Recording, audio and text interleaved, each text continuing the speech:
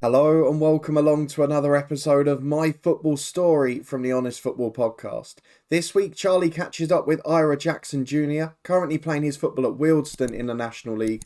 We talked to Ira about his career, being released from a Football League club at a young age before rebuilding in the non-league pyramid. We then talk about a big move up to Grimsby in League 2 and how it perhaps wasn't quite what he was expecting after a prolific goal-scoring spell at Folkestone Invicta. We also talk about Ira's book and what inspired him to go down the author route, and of course we talk about his love for football and his favourite moments too. But this is Ira Jackson Jr.'s football story. We hope you enjoy it. And I'm delighted to say that Ira joins us now. Thank you very much. It's obviously early on a Friday morning, so I do appreciate you taking the time to chat with us. So yeah, thank you for joining us, Ira. I really appreciate that. No problem. So what we do, obviously, you're playing professionally, and you've had a very different route into the professional game. But what we like to talk with anyone who's played football at any level really about is their first ever memory of football. So just talk us through that first memory, whether it be playing in the garden, going to a game. What was that first memory of football for you? I think the first memory I remember is going to Brazilian soccer schools. So walking past Brazilian soccer schools training and just wanting to train with them, wanting to get on a football and do individual training whilst being in a group. But then a first memory that people have told me about is that my brother kicked a ball to me when I was like 1 or 2 and I just kicked it back. So I guess that was my first footballing memory in both senses. Yeah. Do you remember the first ever game you went to, like in a ground, sort of that kind of thing? I'm not sure. It might have been Ashford Town. Right. Yes. That's now Ashford United because that's the local club. Yeah. So I used to go and watch them quite often. Right, I love the fact, sort of non-league as well. Obviously, that's not often actually as a first game that people went to and stuff. So, and I think you ended up obviously playing for them as well, didn't you? So that's a bit of twice. bit of the symmetry of that. But obviously, you made a career as a striker so far and things like that. But as a child at school and things like that, were you a striker, for example, and were you that much better than everyone else, or how did it sort of work for you, particularly in those sort of school years as a player? I played fullback first, but it's only obviously 6 or 7 aside, so it's not really recognisable. But I liked scoring goals, so those two positions don't really work out together. So I got moved out wide. That's where I actually play. I'm a wide player. Yeah. I can play up front though. So I moved out wide, went to Derby County as a right winger, and then when I went to Gillingham after Derby County, they put me as a striker. So I was scoring 20 goals a season until I reached about 11. And then that was probably the best season I've ever had. I scored 40 goals for my age group and the age group above combined. Because I used to get put up another age group a lot just because I was one of the better players. So yeah, during the school years, I played, I think it was left back first, left wing, right wing, striker. But because of Brazilian soccer, I could play anywhere because it's all about technical ability and technical skill. Just to sort of touch on that in terms of people who aren't necessarily familiar with that whole sort of concept of Brazilian soccer, what's the sort of, how does it work? What are the sort of values and the sort of things that you're taught there, if that makes sense? It's all about technical development, improving the player as a person, allowing them to become comfortable with the ball. What we're seeing now in England's teams is that they're trying to now bring in more technical players. We used to be very rough and tumble runners and tacklers, but now as the game's progressed, we're now getting towards the model that Brazil have had since the 1900s sort of thing, which is technically skilled players and finding the balance between work ethic, because you can be technically skilled and have great work ethic. Mm-hmm. But I think for years, England's philosophy has been you're either or. Yeah. So anybody that's technically skilled or technically advanced is a luxury player. And anybody that works hard is the sort of player that England wants. But now they're realizing that you can't win anything without being skilled. Work rate is good, but when you get to those higher echelons of the game, you need that moments of brilliance and the moments of skill, and that's what Brazilian soccer teaches. So being a wide player or a forward, should I say, that's my game in a nutshell, really. The ability to produce their moments more often than not. Yeah, I think it's an incredible foundation, isn't it? And like you say, it's probably a bit of a shame that it's taken as long as it has. But the fact is that, like you say, it's getting recognised more. So, do you feel like that gave you a bit of an advantage? Then, you mentioned you went to Derby, for example, and when you're in and around that sort of pro scene as a youth sort of player, I mean, were you able to sort of showcase some of the stuff you've done there, or was it a bit more? Because I suppose going back a few years, like you say, were we a bit more not trying to coach that out of players, but do you know what I'm getting at? Was it okay? Yeah. If that makes sense. When I was at Derby, I was only there for a few months before they offered me a deal, and they actually had a Brazilian soccer coach who coached there as well. So he came in, I think, 2 or 3 weeks after I went there. Yeah. So their philosophy was the same, similar.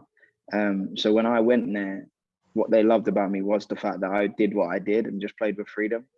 Then you contrast that and go to Gillingham, and Gillingham was traditional English runners, tacklers, big lads, like 6-footers at 14, like stuff like that. So for me, as long as I was scoring, I guess I kind of went around that system. But then as soon as we got to like 11, 12, my abilities, my skills and my assets were just polar opposites to what they wanted. Right. Because everybody that they signed at about 13 was probably 5'8", 5'9" at that age. And I was about 5'2", if that. Obviously, I've now grown. I'm now 6 foot. And most of the players that got released were shorter kids who were more technical. And then in the end, they all ended up being 6 foot. So I guess it was a bit premature. And two of us that got released are both in the league now. And all the lads that got signed on, I think they're playing non-league or not playing football at all anymore. Yeah. So it kind of shows how the game's developed, and people who can't adapt to the game and the way that the game is going will get left behind, sort of thing. So I guess having that sort of ability from a younger age, and then adding in the English gritty side that non-league teaches you.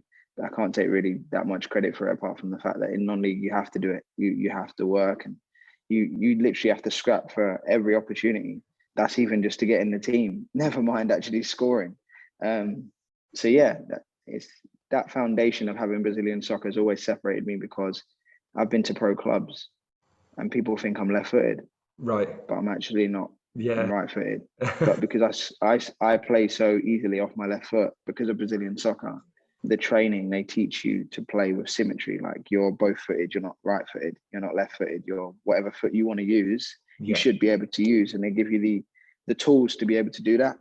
And then obviously adding on top my desire to be better than everybody else, it kind of catapulted me to another level when it came to using both feet. So now I could play. I've played in the league and I've played off my left foot as if that's my foot. It's mad, isn't it? Like you say, and I think it's those. I think we probably take for granted, but like you say, we're obviously hopefully a bit more aware of it now. But the foundation and how important it is at at such a young age to expose your player to like that kind of coaching and that sort of approach to the game, isn't it? Really, but just sort of getting back to your sort of, I just wanted to touch on I suppose a slightly more difficult part of that period you were talking about was obviously, how did you then find? You mentioned purely down to size by the sounds of it, but you were released then, unfortunately. What's your mentality at that point? You mentioned about you got desire, and obviously that that's come to fruition. The fact you're in the league now, for example. But just as a player at that age, when it did happen, what's your sort of mentality like, and how do you sort of feel at that point? What's sort of going through your mind? If I'm honest, I didn't for about 3 years or 4 years. I didn't want to be at Gillingham anymore because I wasn't enjoying it. Yeah. And I think 11 was the season where I scored 40 goals. Played against West Ham, played against Aldershot, played against Portsmouth, played against Southend, all these teams. I'm scoring in my age group and the year above. So I'm just thinking, like, as soon as I can, I need to get out of here, sort of thing.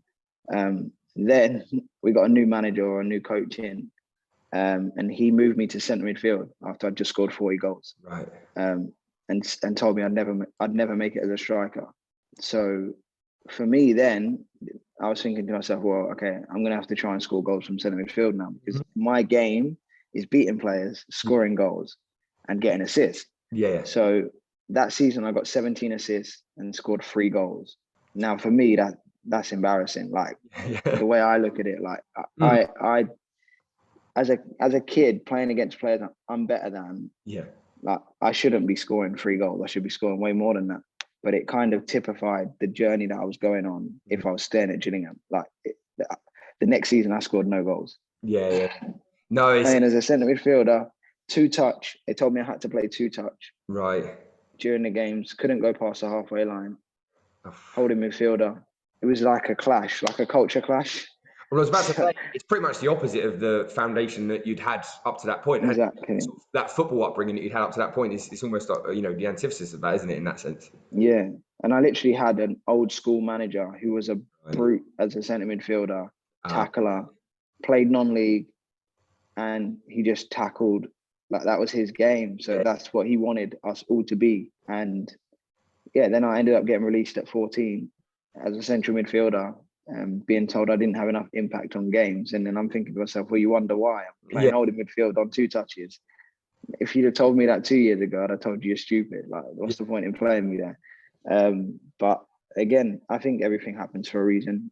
I wasn't supposed to be there for as long as I was, because I had clubs coming in for me basically every year. Right. But just due to traveling and distance, living in Kent, it was hard for my parents to do it. With my mum working full time, and my dad working all over the globe, like it was just almost impossible for me to get to these places like as a regular thing. Like it's all right once a week on a Sunday if you're going to Peterborough or whatever, but not having to go there 2-3 times a week for training after work from my mum. So it was kind of, I understand it now looking back, like it probably wasn't ideal.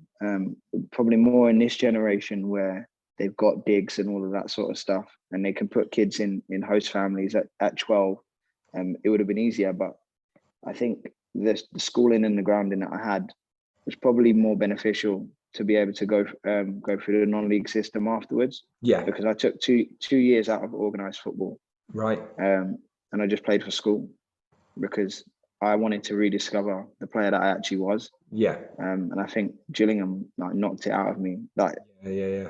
I'd go to train with teams, or I'd go train with my school team, and they're asking me like, "What's wrong with you?" Right. Like, because I was playing 2-touch and stuff like that. And then my coach, Mr. Leonard, just said to me like, "You don't look like you're enjoying your football." No. I said to him like, "It's hard. Like, I don't know how to do this. Like, because when I was younger, it was easy for me. Like, I'd get the ball and I'd run at people, and I would just enjoy beating people. Yeah. And then being told now you got to play 2-touch, it's like you just sucked out the whole of enjoyment out of football for me. Yeah. So I had to learn to play for fun again, and was still doing Brazilian soccer at the time, which was good. I couldn't do it as much when I was training with Gillingham. Yeah. So I kind of went back to it the 4 sessions a week after that. So I was only doing 1 when I was at Gillingham. Right. And that kind of helped me to get back on track with who I am as a player and find my identity again. And then, I got to 16 and started playing on league. Well, I was going to talk to you about that. So, at that point, you obviously said about trying to find that sort of love for football. In terms of that, there must have still been a bit of an interest given the background. I know obviously at Gillingham it didn't quite work out, but clubs must have kept tabs on you and things like that. What were your sort of options at 16? I know, like you say, you're taking a bit of a break, and even within the non-league sort of circuit, where obviously you mentioned about the travelling, which I completely understand, but sort of what were your sort of options at that sort of crossroads really as a footballer, if that makes sense? When I was 16, I'd gone on trial, got invited in for trials at United, City, West Ham. Yeah. West Ham were a club that wanted to sign me when I was 7 and when I was 12. Said no both times. Went in at 16 and was almost done. Like, they told me like, yeah. The coach said to me like, I want to see you tomorrow, sign up. And while the coach is saying that to me, the recruitment manager is telling my dad that I'm not tactically at the level as their under 21s. And I was thinking, well, I'm 16. I ain't played football organised for 2 years. Like, I haven't done what you've done. Like, you've been coaching these guys for 2 years, or maybe even some of them 8 years. So you can't expect me to be like as tactically aware or whatever. I think it was just an excuse really. So I went on trial at United, did really, really well there. And again, some of the players were like, okay, so are you signing? And I was thinking, I hope so. It's Man United. So that was one of the greatest experiences for me, like training with players like Marcus Rashford and things like that. It was like, obviously at then they weren't who they are now, but it was just enjoyable, the experience. Met some people there and I'm still friends with them now. And it was enjoyable for me to go there and see, after obviously all that I'd been through in football already, like where was I in terms of in comparison to some of the best kids in the country? Where was I? And I was up there, to be fair, which was good. And then that ended up not working out. And And then I went to Birmingham on trial, scored 6 goals, and they said to me, come back in the summer and we'll look to sign you. And the guy that said that to me then left and went to America. So when I came back in the summer, the guy was just like, oh, like obviously, I don't know what you'd agreed with the other guy, but we're looking to keep all the scholars that we've got. So we're not looking to bring anybody else in. So I'm thinking like setback after setback after setback. Yeah. The only place that I can say that I went to and I didn't deserve to sign was when I went to Man City, because the first day I was so nervous. Yeah. Because I wasn't training with my age group. Oh, okay. Do you know Devontae Cole? Yes. Yeah. Yeah, so I was training with his age group, Reece Wabara and players like that, who now owns Mane Devoir. I was shell-shocked. Yeah, of course, absolutely. So I've gone in there and I don't know what to do. Like, obviously I'm going out on the training ground, and when you're doing like the little technical drills, it's all right. But then when you get to matches, you're now playing against people that are almost twice your size. Yeah. And they're very good at football as well. So it makes it worse. Like, it's not like they're big and they can't play. Like, these guys, I had a centre back that I went to press him and he chopped the ball past me and left me for dead. I was thinking, I've never seen anything like this in real life. I've seen it on TV. Yeah. And after that, I didn't know how to deal with it. And the coach just said to me afterwards, he was like, I could tell you were nervous today, but don't worry, tomorrow you're training with your own age group. So I trained with my own age group the next day and did really well. But I think it was that thing of when they're signing you as a 16-year-old, they're not actually signing you to play for the under 18s. They're signing you to play for under 21s as well. So if you can't handle that sort of pressure, then it is going to be hard for you. Like, you'll look like a fish out of water. So for them, like, they said to me that within 3 years, I'd definitely be playing professional football. Right. Which almost was true. Yeah. Because I went to Dover in the National League. Yeah. But I just didn't really get much play. No. But where I did settle was at 17. I went to Burton Albion. Yeah. And really enjoyed it there, to be fair. Learned and grew as a player. But I went there mid-season after starting my A-levels, because my cousin died just before my birthday. So we went to go and see the family and stay with the family and stuff. And my dad was like you can't lose your footballing ability while you're away. So he was like, I'm going to try and see if I can get you to train with Burton. Went to train, did really well, trained with the first team. And Gary Rowett was like, yeah, you're tasty, sort of thing. And then played on the Saturday against Lincoln, scored 2 and we won. And they were like, all right, we want you to stay for the rest of the season. So I stayed. I was doing school on Monday, Tuesday, and then Wednesday, Thursday, Friday, Saturday, I was up in Burton. Goodness me. And it was quality, because I was first year of A-levels. And then obviously it kind of gets to your head. Like, I just started forgetting about doing homework and stuff. So when I got around to doing it, I didn't do it as thorough as I should have, because I was just like, let me get this done so I can get to train, or let me get this done so I can do this. So in the end, at the end of the season, they were like, obviously we want you to stay for next year so you can finish your scholar. But they were saying that you'd have to jump on the NVQ course, right, or I'd have to start A-levels again at another school, because they didn't do my courses with the same exam boards. So I couldn't just transfer it. Yeah. So I said, no, I can't screw up my education for a year. Yeah. So I said, I'll stay and finish off my A-levels, and then hopefully at the end of the season, the next season or next year, I'll pass my A-levels, and instead of going to uni, I'll get a pro contract. Yeah. And I finished my A-levels, took a gap year, and tried to earn a professional contract during that year playing non-league. Got the deal at Dover. It was meant to be a 2-year, but signed a 1-year instead. And then Dover, I didn't really play. I think I played 5 games. One of them was a cup game. Scored 1, assisted 3, and then I didn't play after that. Went on loan to Margate. Almost saved them from relegation, but in the last month where we would have stayed up, Dover pulled me back to sit in the stands. If you don't if you don't feel like you have to answer, do you sort of, was it ever explained to you why you weren't playing, or were you just unfortunately just sort of given the cold shoulder, for the want of a better phrase, at Dover? I mean, sorry. It was an interesting experience at Dover, because we would have training sessions where we were playing matches and I'd score 13 goals, and then on the Saturday I wasn't even in the squad. So I'd go and ask the manager, like, is there anything I need to do to improve? And it was literally just that I wasn't experienced. that rings true through the whole of football. I've even had that this year. And I was thinking to myself, I don't know how I'm ever going to get experience if I never play. Yeah. Even the other players knew I should have been involved at least. But it's hard when you've got, I get it now looking back. It's hard when a manager has a player like Ricky Miller, who scored 45 goals that season. Yeah. He's got two other strikers that scored 13 each. Then he's got a guy on the bench that's scoring 6. He's got another guy that's scoring 5. And then there's me, like, I've never played in the National League before that. Yeah. And it's like, well, this guy's for the future almost. This is the thing that for me, like, you can never guarantee the future if you don't even deal with the present properly. Right. So for me, I just said to the manager, like, I want to go on loan.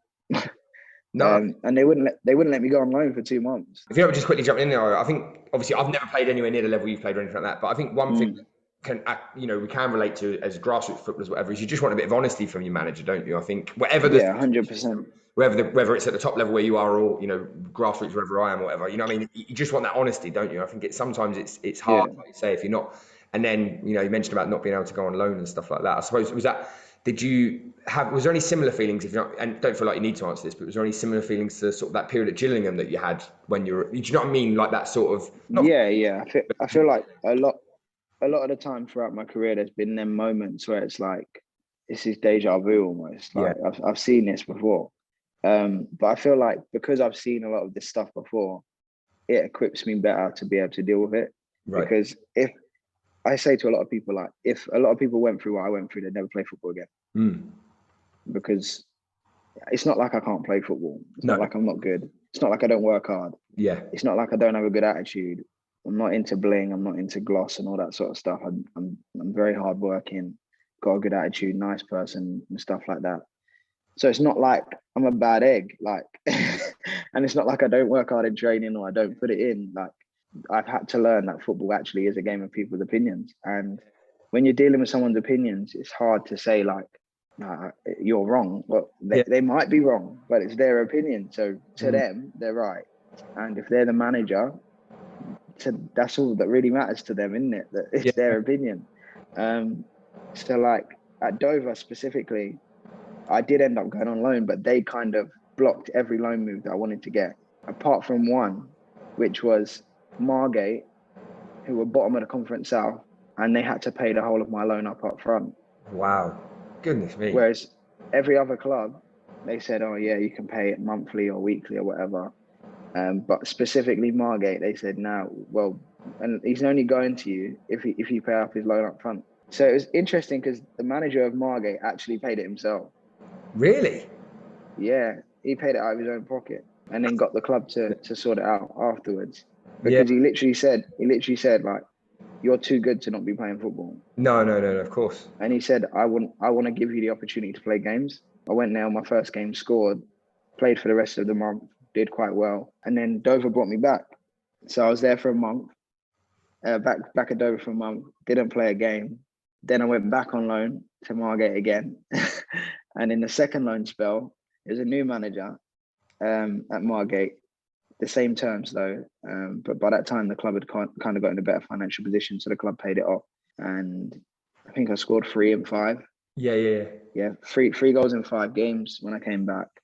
And yeah, I just really enjoyed playing football. And we were close. We were winning as well. I think we'd won 2 out of 4. Got them their first win in, I think it was 25 games or something like that.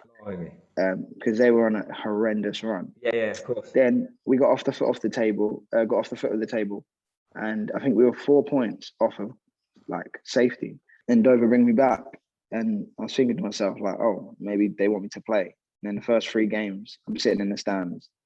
And I was thinking, these lot didn't want me to play. No. They didn't want Margate to stay up. So Margate ended up going down. And after that, at the end of the season, I spoke to the manager and I was just like, what are your plans for next year? And he was like, I don't really know. And we'll see in the summer. I said, I'm not seeing in the summer. Like, I'm not staying here to sit in the stands for another year. Like, it just doesn't make sense. No. So I backed myself and went out and trained with Bromley, got injured after a trial game, then went to play with Leatherhead for a game because Sammy Moore was a teammate of mine at Dover, he was like, look, I don't know why you're not playing football. And I was like, well, I've been injured, but hopefully I can get something sorted. So I'll come and play a game for you. Played the game. Was unbelievably rusty. Like, I didn't cause their defence any trouble at all in that game. And then I went back to Ashford because one of my old coaches, Paul Barnes, was there. And he just said, look, we're going to get you back to where you used to be in terms of like, not even level, just playing ability, like in terms of enjoying it again and playing as you play. And then he ended up leaving Ashford about a month or two afterwards. Right. So I left, went on trial at Guiseley in the National League. Yeah. I broke my foot. Oh, I've just got to pause there really quickly. The determination, I think, you know, we hear, if you don't want me saying this, you know, I'm not trying to embarrass you or anything like that, but, you know, we speak to pros and, you know, I think we don't realise from the outside, the determination, the drive, the setbacks that you have to come over to get. I think we just, as fans, maybe see, you know, you turn out on a Saturday and, you know, if you're, you know, we hammer the left back for giving the ball away, or the striker or the winger. Yeah. Do you know what I mean? I'm not saying we have to, you know, we're not there to, you know, you got to have your opinion on it, obviously, but 100%. sometimes we don't see those moments, like you say, those crucial moments, even in your career alone. Like you think, just when something seems to be maybe going in a certain direction, you know, I don't do it as fans. No, and this is why I'm very quick. I'm very careful to be quick to say stuff about people. Of course, yeah. Because you don't know the surrounding issues or what's going on. So for me, like people look at my journey and they see it as inspiration, but I haven't told anyone half of the stuff. Like even this season, some of the stuff I've experienced has been an absolute joke. Like yeah. So I broke my foot out. Supposed to be out for 18 weeks before I could ever run again. Wasn't allowed to walk for 12 weeks. But I was walking anyway because I was like, you're not keeping me out and on the bed. So they said to me, you're supposed to be on bed rest for 6 weeks. So I was, and the only place I went to was church on Sundays. And other than that, I stayed at home in my bed, just literally doing uni work, reading the Bible or watching sermons and stuff like that. Yeah. Because I thought, if I'm going to spend all this time on football, I need to find some direction in life. Like, is this really what God wants me to do, like playing football? Because when it got to breaking my foot, I was thinking, like, I've had enough setbacks. I didn't need any broken bones for you to highlight to me that I should never play football again. Like, you could have just said it. Like, do you get what I mean? So I'm asking God that question, like, why am I still playing? Why do I have to get injuries for you to make it clear that I shouldn't be playing? So I said, if you don't want me to play, just tell me. And then I just won't play football again. Like, I'll just leave it there. Because I faced so many setbacks, I think I was so obsessed with trying to prove to people I could overcome all the setbacks. And I think that kind of got to my head a little bit in terms of managing the fun aspect of football. Yeah. Like playing football to enjoy it. Like I've played organised football since I was like 6. Academy football at 6, all the way to 14. Spent 2 years out, then went into football that really matters in non-league from 16 to 23. So I'd never actually played like Sunday league for long periods of time to enjoy football and play with my mates and that. Only time I ever played with my mates was school football. Right. I'd just become obsessed with becoming a professional footballer that I thought there was nothing else to life. Like, I thought that was the only thing. And I think football does teach you that as well. Especially like when you look at the education side of football, when players are 16, they're not really studying proper. No.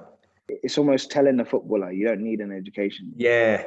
I suppose, you know, there's different parts of different sports and stuff, but I think particularly in America, you know, for example, to represent, you know, the college or whatever, you have to have a certain grade average. I know we have slightly different. Exactly. But that kind of thing, it's that motivation almost that they go hand in hand, the education with the football, not one sort of supplementing the other. And I think that's probably where I agree with you. I mean, I'm a teacher myself, so I completely get where you're coming from in that sense. Like, that I think we do miss that point massively, like you say, in the sense of really one should be with the other, not as a bit of a bolt on almost, if that makes sense. Yeah, 100%. And I think it also teaches people for the long term, because when you teach somebody that the only thing they can do is football, they're just a footballer, that's all they're good at. Yeah. And forget education, it doesn't matter, you don't need it because you're a footballer. Then the second they're not a footballer, what are they? Like, what do they actually have? And that's why you see people spiral out of control. And that's why, for me, education was so vital, because I think beyond football, I've always said, by 35, I don't want to be playing football anymore. No. So what am I going to do for the next 60 years of my life? Yeah. If all I do is football, and if I have no education, if I have no other business ventures or projects I'm working on, So I've always said to myself, like, you can't just rely on football because you're not guaranteed to ever make it. Yeah. Like, no one's guaranteed unless their dad owns a football club, or they've got an agent that knows every manager in the world and can slip them a couple quid to get them in or whatever. You're not guaranteed ever to make it as a professional, and I was never guaranteed. People always believed it because I said I was going to be one, and I would work as hard as I could to make sure it was a possibility or make sure it was a reality. So with every single setback, it's just like, okay, well, now something else I've come over, something else I've conquered. And I think, like I say, moving on to this season, that's made me the player that I am now. Yeah. Like, there was nothing that was going to stop me becoming a professional footballer, and there was nothing that was going to stop me achieving what I want to achieve. Yeah, I've had this season, I've faced absolute hell on earth almost. Yeah. At Grimsby, just everything. Like, I expected it to be so much different to what it actually was. Right. And I don't know whether that's idealism or whether that's like just naivety. Yeah. But I expected that you go to a professional environment and it's going to be better than non-league in terms of everything. And that wasn't necessarily the case in all aspects. So I've gone from Folkestone, who the manager loved me, players loved me, fans loved me, and he didn't get the best out of me, because I think that's a bad statement, but he gave me the opportunity to be who I was. Yeah. And empowered me to do that by saying, look, you're a match winner. Go out and win matches. Like, and he wouldn't pull me off if at the 80th minute I hadn't scored. Right. Because he knew what's going on in my head is, if I don't score in the next 10 minutes, I've let the team down. That's what I would always be thinking. It's that understanding of your player, isn't it, in that sense? Exactly. And I found such another gear. Some of the games I played in, teams would have double marked me, triple marked me. Yeah. But because I had that desire and the players trusted me and the manager trusted me, they'd keep still giving me the ball. Yeah. At the 85th minute at 0-0. Yeah. And I'd go and score. Yeah, of course. And for me, I like that pressure. I like the trust of everybody on my shoulders, because I know everything that I've been doing for the last 20 years to be this footballer. I know everything I've been through, and I'm not going to go into a game and just let it pass me by. So yeah, that Folkestone was a match made in heaven. If they were a professional club, I don't think I'd ever leave. No. I mean, you said about maybe they didn't get the best of you. It was an incredible goal haul, really, wasn't it? In that sense, in a short space of time. Maybe Grimsby this season didn't quite work out, and I think you sort of touched on that already. And I'm not going to put you on the spot or anything, but so in terms of that sort of going from non-league to the professional game again, I know you said maybe there was things that you'd hoping to be done differently, but what are the differences in terms of maybe training every day? Does it take a little bit of a while to get up to speed again almost? I know you were there before, but do you know what I mean? Even like the demands on your body and stuff like that. Not really. And I just say that as bluntly as possible, because I appreciate it, yeah. People expected me. When I came into Grimsby, nobody expected me to be able to do anything, because I'm from non-league. Yeah. In the club and outside the club. So they were shocked when I came in. I've been training full time in non-league, just not with the club. Right. So I was training full time because I always said to myself, and my dad always said to me, you don't become a professional footballer when you get a professional contract. Yeah. You become a professional footballer when you want to become a professional footballer. So you start doing that every day, and then until you become a professional, you're still a professional in your non-league days, because you're training full time. You're committed to your success and things like that. So training full time wasn't a problem for me. Right. Like, that's good. Because I'd been putting myself through more than what we were doing at Grimsby by myself, just to try and get in. So when we got to Grimsby, the only thing I would probably say is just different things mentally were probably different, because obviously you're training by yourself. You set what you're doing. When you're training with the club, I went in there first and I didn't train with the team for like 6 weeks most of the time. I came in and my body fat was quite high. Right. Because obviously in non-league they don't do body fat testing. No, so yeah. I wouldn't have known what my body fat was. No one would have ever told me. And I'd come in there and I was still one of the fittest at the club at the time. Probably like middle of the group to top middle, but my body fat was high. So I was doing running while everyone was training to help get my body fat down. Right. And then sometimes I'd join in the session and stuff like that. But yeah, in terms of fitness, I went from being middle of the group or top end of the middle to one of the fittest in the team. Yeah. By the end of it, so I've left the end of the season being one of the fittest in the team, second top goal scorer, and having a good season by first season standards. But obviously, what I expected to do, and the opportunity I expected to get, were nowhere near what I got this year. Yeah. Are you able to sort of say, maybe, do you think why it didn't quite work out on the pitch for the whole team? I mean, or is that a bit of a contentious sort of thing? And as I say, I don't want to put you on the spot if it's going to be difficult for you to sort of say that. Yeah, I'll always be honest. The club know that I've said that to the manager before. I've had conversations with the manager before where I've just been bluntly honest, because I don't believe in seeing a problem and just acting like it doesn't exist, because that's basically lying.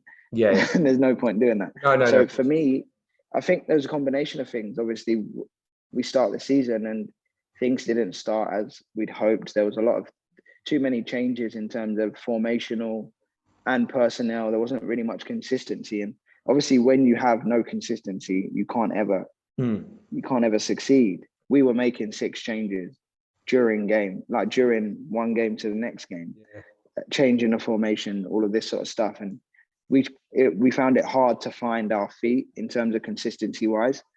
But again, we still weren't in the relegation zone. So with Ian Holloway, we just started to take a little upwards turn. Obviously, we didn't win every game, but we started to look better and find a consistency. Actually, when I came into the side, was that second turn, because we first had it when we had that 3-game spell where we got 7 out of 9 points. Yeah. I think it was Bolton, Crawley, and Cheltenham that we played, and we got 7 points out of 9. That was the first term where we thought, okay, cool, we're going to go on a run now. But like I say, still, when I'd come into the side, we were still 18th, and it was quite possible, just like we've seen with teams like Bolton, Bradford, Oldham, that we could have taken an upward turn. But then obviously the manager leaves, and then we lose, I think, the first 6 or 7 of the new manager's games. Yeah. Which automatically now we're bottom 2, bottom 3. Yeah. Which then makes it a hill to climb. And then there's even more changes, 40 players, 10 being sent out, 11 being brought in, and it's a whole new team. And when a new manager comes in, you expect that you're going to get out of the zone that you were in. Yeah. But statistically, like I say, we ended up going the opposite direction. Of course, yeah. And obviously that's not what you ever desire when you bring a manager in or something like that, that you're like, performance-wise, for a lot of the time we did get better, but we just weren't winning. No. And I think there's been key elements in most games where the other team will bring on 3 subs because they smell blood. They think they can win. Yeah. And we keep things the same, and then they end up nicking a goal. And it's just things like that have been seen across the whole season, where it's like, I think our manager likes a tight-knit group and didn't really make changes in terms of on the game day, which were needed, which you can tell, like most of our games, subs are coming on at 75 minutes. Right. Like most of the appearances I've had have been 82 minutes, 83 minutes. Some have been 90th minute. Yeah. Where we're losing or we're drawing. Right. And it's like, just get on there and run about almost like. Yeah. I don't necessarily think that helped, but performance-wise, we did look better. But obviously, who cares about performance if you ain't winning games? No. In the results sense, we are in a results-orientated business. So I guess that was the slight dilemma that we've had all season, because we played well and had like 90% possession, but really not carved out any chances or made any chances or scored any goals or taken any shots even. I looked at my stats at the end of the season. I played 20 games and taken 8 shots. Yeah. That's not good enough. It's not going to fire you up the league, like you say, is it? That kind of. Exactly. And last season, it would have been 8 games, 20 shots. Yeah, exactly. Yeah. Yes, I see. But also that's to do with the way that we played last season at Folkestone. We played a very offensive style. We like to impose ourselves on the other team. This season at Grimsby, we've played almost like especially second half of the season. And I think that's the reason why I didn't play as much, is because we played such a defensive style, aiming to not lose rather than going out to win. And again, like for me as a forward player, I go out there and I'm trying to push their team the whole way back. Like, Yeah, of course. because then we can do what we want. Yeah. You're not being isolated. And then if you then want to play pretty football and all that sort of stuff and liquid football or Man City style, then you can. Yeah. But ultimately, it's about playing well to get the ball to the forwards, not just playing well and keeping it at the back and playing it to the centre midfielders and then playing it wide and then playing it back into midfield and back to centre backs. It's about can we get the ball to the forwards as quickly and with as much quality as possible, and then they have free reign from there. Yeah. And I think at Folkestone, that was why we were so good, is because the manager did not coach us in the final third. He coached us to get to the final third and then said, look, I brought you in because you beat people and score goals. Yeah. I brought you in because you can score goals. And I brought you in because you can do the defensive side and the attacking side. You've got great balance. So we had a front three that I scored 26, substitute striker scored 12, normal first striker scored 10, left winger scored 7, midfielder scored 8. So it's just like we had players scoring goals. Right back and left back both scored 8 each, I think. Obviously, you come to the professional game and you think like, obviously they might not play exactly the same style, but we're going to be creating opportunities galore. I was rubbing my hands together when I came to Grimsby because I'm thinking, Ian Holloway's the manager. I know the way he likes to play. And this league, we can go and score goals because it's better players. Like, you're going to get the ball more. Like, the quality of the pitches are better and all that sort of stuff. I was thinking, I'm going to score a shed load of goals if I get the ball in this league. Because you think about it, you're playing with better players. If you can do your job and you get more opportunities to do it, you're going to do well. Yeah, of course. But I think my thing was I didn't get enough opportunities. I started 7 games, scored 3 goals, which statistically looks all right. But for me, I'm looking at it and thinking, why am I not starting more games? It was nothing to do with, like, even when I spoke to the manager, it was nothing to do with my ability, my work rate or anything. Right. He just wanted to play the players he wanted to play. Yeah. and ultimately, that he's the manager, so I can't argue with that, really. In that situation. Yeah. No, I've got to be honest. I really appreciate being honest about that, and you know, it's. I think it's a testament to your character to sort of, you know, the way that you've handled maybe the situation that you found yourself in there and stuff. But I'm sure, hopefully, there'll be better things sort of coming in that sense. But I just wanted to talk on a bit of a non-footballing note really quickly. So, in terms of you mentioned about, you know, we spoke a little bit about education and stuff earlier on whilst being a footballer. But you obviously have your own, you know, you finished your degree, you've got your own sort of clothing business. I want to sort of touch particularly on the clothing business because I know that's linked to another part of your life, which is your sort of faith as a Christian as well. So what to touch on really was how that came about, the sort of genesis of all of that. And also, if you don't mind talking about it very briefly, you know, even at grassroots football, being a footballer, the change rooms and stuff like that can sometimes be a bit of a, not harsh environment, but do you know what I mean? And how do you balance that with being a Christian and the values that come with that, if that makes sense? I think every club I've been at, have been very respectful of my beliefs, but I think it's because I respect my beliefs and I actually believe them. One of the things I've noticed is with people that are very like liberal with their beliefs, like they believe them, but they don't really believe them. Yeah. People will take the mick, like they will, and they'll be themselves and they won't be careful with what they say because it's like, well, you say it as well. Do you get what I mean? Yeah. Whereas with me, a lot of my teammates, non-league and professional, will ask me questions or talk to me about it and are very respectful of it because they know that it's not a facade. It's like, this is actually what I live on a daily basis. And I'm not afraid to talk to people about it. I'm not afraid to put it on my social media, like, because why should I be? Like, if people are happy to kind of like get drunk and that and put that on their social media, why should I be scared to put my faith on social media when it's actually bringing betterment to my life more than alcohol, more than stuff like that? So yeah, I've been a Christian for all my life pretty much, but more so in terms of more concentrated and more strong since I was 17. And it happened after my cousin who's 17 died. That's when I kind of took my faith a bit more seriously because I didn't really kind of know like who God was for myself.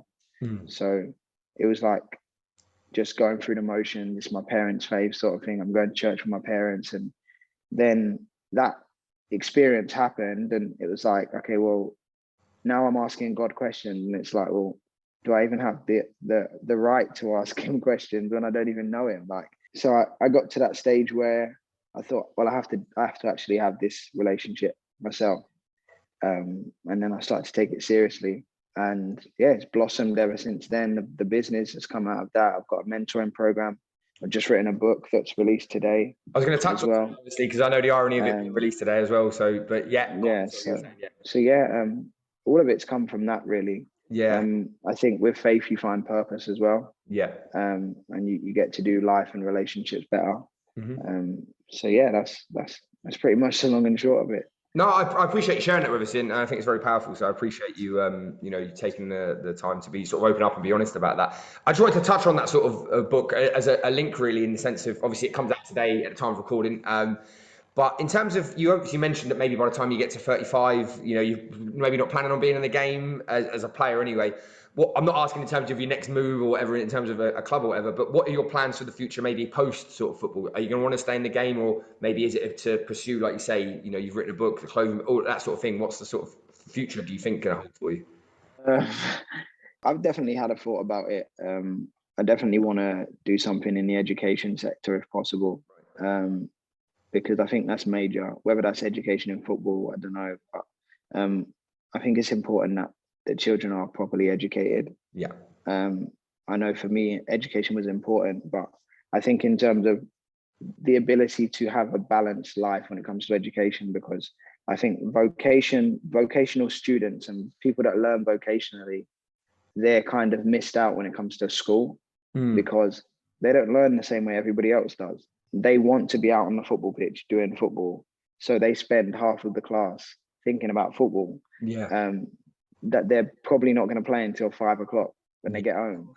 So if I had it my way, I'd try to create an environment where students had that almost like a scholar from younger ages. So if you say you want to be a footballer, we'll create an environment around you that allows you to do both lives. Yeah. We're not going to overemphasize football. We're not going to overemphasize education. We're going to give you the opportunity to be able to do both, hand in hand, because I think that happens with all spheres of life. If you look at young music artists, when they turn 16, 17 and they make it, they leave school. I think there needs to be something that allows them to have both of them supplemented and still have a solid education, not a BTEC, not a NVQ, which is kind of a shell of proper education. No one can really tell somebody that football isn't important when it is to them. But education is important to everyone. Yeah, of course. And it should be important to everyone. So it needs to be presented in such a way that allows people to learn and understand through a way that, and a means that helps them. Yeah. Like if I wanted to teach a kid that loves football about maths, I wouldn't talk to him about Sally has 5 apples and all that sort of stuff. Like I'd put it in a sense that they would understand. No, because I guarantee you, if you put maths in a football sense to a kid that loves football, he'll know or she'll know more about it than you think. Yeah, of course. No, definitely. No, I completely agree. Because if you ask people to memorize words and how to spell people's names in English, they probably wouldn't even bother. But if you say to them, okay, how do you spell Cesc Fabregas's name, or how do you spell this guy's name, or give me 20 footballers' names off the top of your head, it's because that's what they've consumed. So if you find a way to help them consume knowledge better for the way that they learn, for the things that they're interested in, I think it then becomes a lot easier for them to be educated for life and be interested in education for life. Yeah. No, I completely agree with you. I think there's definitely a lot of work to be done there, and I think it'd be great, if we had more people like yourself with that mindset and that drive to do that. So hopefully, as I say, I'm not retiring you early, but do you know what I mean? Hopefully, when the time comes, you're able to be a real driving force in that, and I think you'd be fantastic at that. Just before we finish some quick fire questions, Ira, just before we go, I wanted to sort of plug your book for the want of a better phrase. So I know it's obviously coming out today in terms of recording, but by the time people watch this, it'd have been out for maybe a week or two. So just tell us about, where you can get it from, maybe what it's about and that kind of thing. And then, because obviously you put a lot of work into this, if that makes sense. Yeah. So the book, I started a mentoring program last year for young men. And I wanted a way to be able to teach what I'm teaching these guys to more people. So I kind of came up with a book / manual for the world to learn what it means to be a man, because it's a question I asked myself years ago when I was younger, because I'm seeing all of these different things on social media and society telling me that this is what it means to be a man, or that's a real man, or if you can't bench this, you're not a real man, or whatever, or if you cry, you're not a real man. So I'm thinking to myself, like, there isn't really anything consistent that we can like look at and actually have any foundations. And obviously as a believer, the Bible gives us solid foundations for everything. So foundations turn into platforms. And if you haven't got a solid foundation or platform to build from, then you're screwed, really. Yeah. So that's why I thought, well, if this is the question I'm asking, and a lot of people look up to me as a role model, they're going to be asking the same question. Yeah, definitely. So I thought, what better way to help them than be a mentor, and then what better way to help the world than bringing out a book that talks about it. And it's not just something that guys can read, ladies can read it as well, because let's say you're a single mother, you might have a son and you don't know how to raise him because he's going through different changes and different stuff in his life, in his mind, that you can't necessarily account for because you've never experienced it. But you can, with this book, you can have a manual that helps you to understand the criteria or a stable criteria for what he should be, what sort of behaviors he should be exhibiting in character, what he should be going through, how to help him navigate life and things like that as well. So it's available on Amazon.com.co.uk. All of the dots. Yeah. I think it is. I think it's on 7 different international marketplaces on Amazon, but it's also on the PC London website, which is pcldn.com. Cool. And that's the signed copies that are on the PC London website. And the second you buy a signed copy, you automatically enroll yourself in a draw to get a t-shirt as well. Because I made t-shirts. I've made t-shirts of the book, like the book cover, because it's got an amazing graphic with some questions on it about men. So it's got like dishonest, strong, abusive, unfaithful, aggressive. Like these are the sort of stigmas that are attached to being a man. And I've put question marks after them to make people think, like, is this actually what a man is, or is it not? And then the book kind of outlines what a man is. So yeah. No, I think, do you know what? I think it's very admirable of you to talk about that, and I appreciate you sort of taking the time to that, because I think it's a question that, particularly at a minute, coming out of lockdown, etc. There's a lot of people asking themselves that question in terms of, people's mental health and well-being is a massive issue at the minute as well, isn't it? So I think that touches on that as well as the other things you're talking about. So I really appreciate you sort of talking about that. Ira, just what we do, I know you've probably been asked a few of these before, but we always finish everyone we speak to with some quick fire questions. So your favourites of football so far. So the first one is your favourite ground you've ever played at. I'll have to say Folkestone Invicta. Yeah. Yeah, I have to. Yeah. Just, it feels like home, really. Yeah, no, of course. Yeah. The next one, and I know you mentioned about, you mentioned not being sort of blingy and all that sort of thing, but if you had a favourite pair of boots that you've had, whether it be from when you were a child all the way through to now, like what sort of boots would they be? What would be your favourite boots, sorry? Nike have just remade them, actually. My first pair of boots, when I went to Derby County, that's when I kind of fell in love with matching my boots to the kit. Yeah. I had a pair of white and black T90s. Oh, yes. They were white with that little black curve. Yeah. And they've just remade them. They were my favorite boots ever. But then now, obviously, I wear Umbros, so whatever Umbro bring out, really. Whatever they give you in that sense. Yeah, exactly. Whatever they give me. The next one, so is your sort of best or favorite player you've played with and against? I'll go with against first. With there's quite a few players who are this year especially that are unbelievable. I'd say against would have to be. I'd probably say I like playing against my mates. Like when I played against them in non-league. So Keaton Wood's a good one, just because I know how to beat him every time. But he's so good as well. That's the thing. Like he's really good, but because I know him, I know how to beat him. So it's always a good duel. My favorite player to play against that I don't directly play against, Joel Newball is phenomenal as well. Plays for Aldershot at the moment. That's it. I played against him a couple of times. He's a joke. And Keanu Marsh Brown as well. Yeah, I've interviewed his older brother, Renane, actually. Yeah, So yeah, it's the whole footballing family. Yeah. But he's yeah, incredible, Keanu. Yeah. he's unbelievable. I've played against him when he was at Forest Green. Yeah, that's it. Yeah. He's the best player that I've seen play in the National League. Really. Yeah, Testament as well, because there's been some great players who come through there. yeah. There's been a lot of great players, but he's like, I was surprised that after Forest Green he didn't go to League One straight away. Yeah, I agree with you. Because he was so good. Like, he was too good for National League. Yeah. And then played with this season. I've played with some phenomenal players. Sean Scannell is a joke of a player. When it comes to, I've never seen somebody so relaxed on the ball. Really? Him, three players. I'd say probably my favorite three players at Grimsby, who would probably be the favorite three players that I've played with, but I didn't get much of an opportunity to play with like for a long period of time. Kyle Bennett, Sean Scannell, and Danny Rose. Yeah. Them three in the midfield, we'd never lose a game if them three played in midfield, because no one would be able to get the ball off of them. No. You're right. Yeah. They are. Danny Rose is one of the best professionals I've ever met.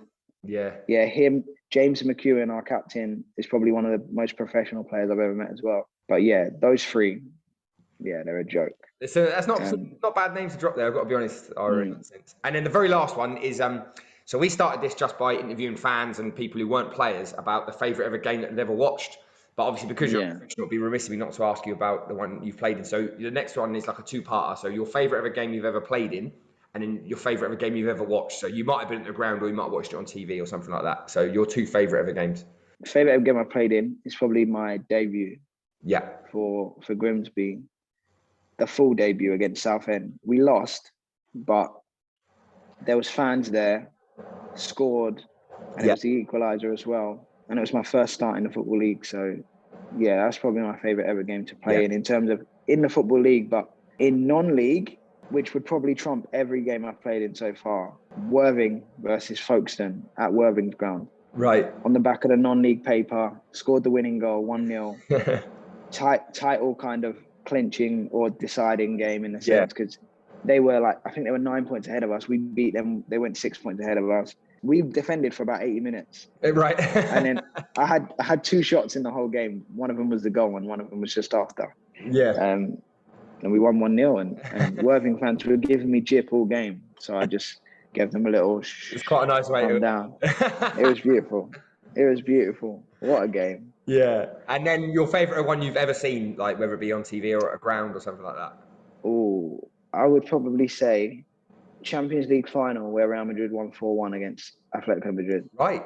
Very good. I've done loads of that one's never come up. It's a cracking game as well. I'm surprised, really. Like that. Yeah. Sorry, you go on. You carry on anyway. Sorry. Yeah. Yeah, because I love Ronaldo. I love Real Madrid. So whenever they're playing and it's a tight game, I'm thinking, Cristiano, it's time for you to turn up. Yeah.